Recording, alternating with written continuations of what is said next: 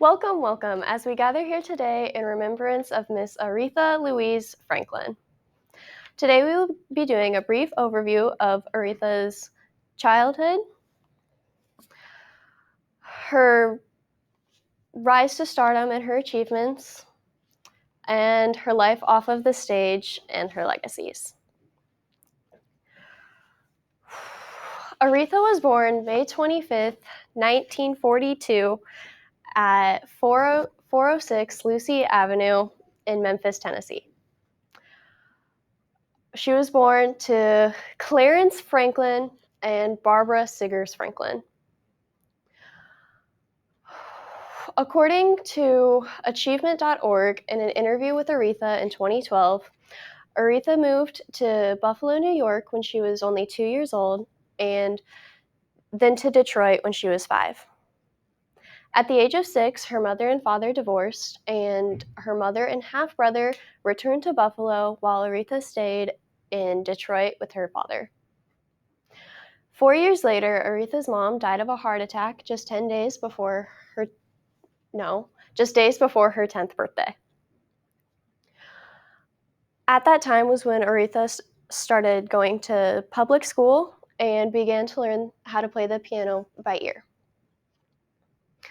Following her mother's death was when Aretha started to sing at her father's church.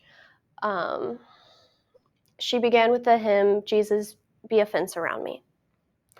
At the age of 12 was when her dad started managing her and took her on the road to sing in churches while he traveled to deliver sermons.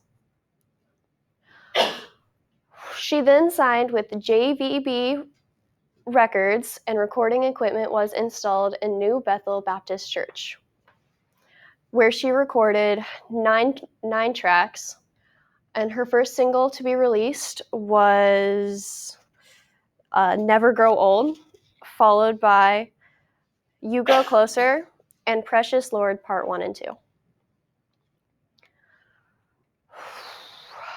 Aretha was one of the giants of soul music due to her powerful mezzo-soprano voice, and was inspiring due to her magical pianist skills. And these skills did not go unnoticed for Aretha.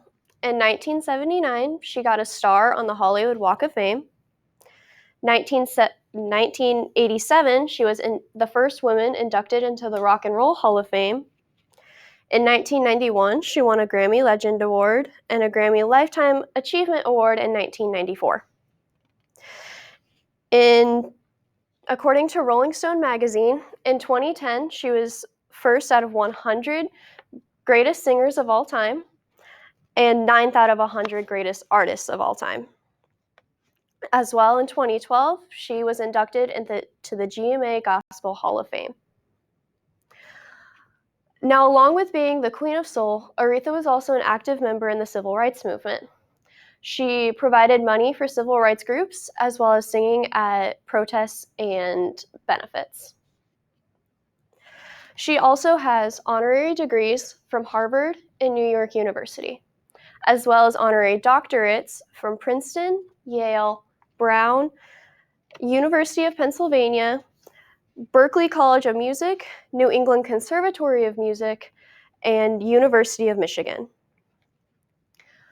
Now, life hasn't always been as glamorous for the Queen of Soul as others may seem.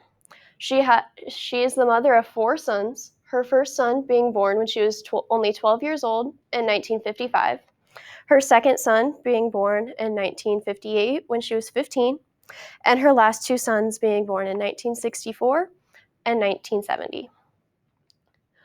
Aretha first got married at 18 years old to Mr. Ted White, although due to accounts of domestic abuse, the two separated in 1968 and divorced in 1969.